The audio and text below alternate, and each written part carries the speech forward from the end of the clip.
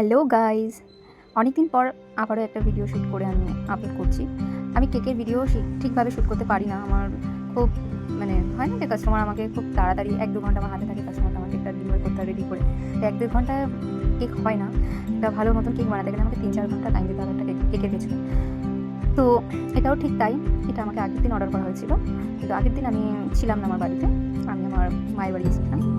তো আমি রাতে গিয়ে কেকটাকে কিছুটা ডেকোরেট করি, করে পরের দিন আমি ডিজাইন করি। পরের দিনটাকে আমার সকাল 10টার মধ্যে কেকটা দেওয়ার কথা ছিল, কিন্তু আমি 10টার মধ্যে দিতে পারিনি, আমি 11টায় দিয়েছি কেকটা।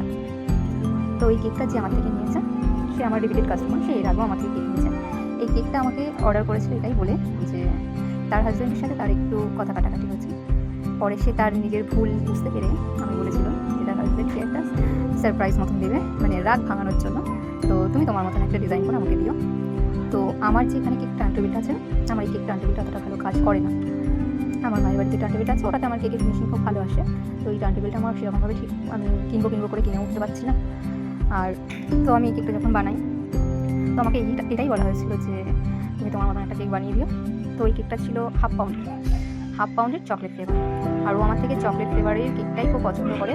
একবার স্ট্রবেরি নিয়েছিল, ও বেশি মিষ্টি কেক ভালো খায় না, তো চকলেটটা দেখে কম মিষ্টি হয়।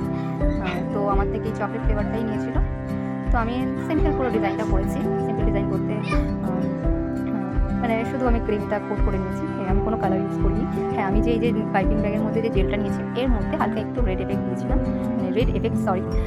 কালার অ্যাড করেছিলাম। আর ওখানে হচ্ছে গোল্ডেন পেপার দিয়ে আমি সাইডটা একটু ফিনিশিং দিই, যাতে দেখতে ভালো লাগে, একটু গর্জিয়াস লাগে।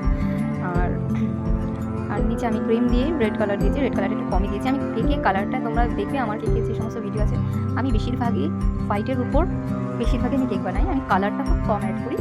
আমি যেহেতু কালার কালারফুল জিনিস কেনা পছন্দ করি, কেকের ক্ষেত্রে কেক বলো এমনকি বানাই, আমি ফুড কালার জিনিসটা একটু অ্যাভয়েড করি যতটা সম্ভব, ততটা না দিলে নয়। তো আমি সেইভাবে কেকটা বানাই। তো আমি কেকটাতে এই যে ভালোবেসে দিতেই পারছি একটা মেয়ে তার কাছের মানুষকে হাত করছে পিছন থেকে।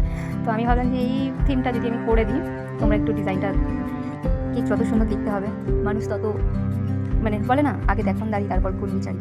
তো আগে যে কোনো জিনিস খেতে গেলেও আমরা সেটা আগে সুন্দরটা দেখি, সেটা টেস্ট কেমন হোক না হোক সেটা আগে লোক বিচার করে না, আগে দেখবে সেটা যদি দেখতে সুন্দর তাহলে সেটা কিনে তারপর সেটা খায়। তো ফিনিশিংটা আমি চেষ্টা করবো আরও ভালো করার। আর আমি ইউটিউব থেকেই বলতে গেলে কেক বানানোটা আমি শিখি, এমনকি ডিজাইনও আমি ইউটিউব থেকেই ফলো করি। তো আমি চাই আমার মতন যারা অনেকেই আছো কেক বানাতে পছন্দ করো, তারা ইউটিউব থেকে যতটা সম্ভব শিখে নাও। ইউটিউব থেকে অনেক কিছু শেখা যায়, আমি তো শিখেছি।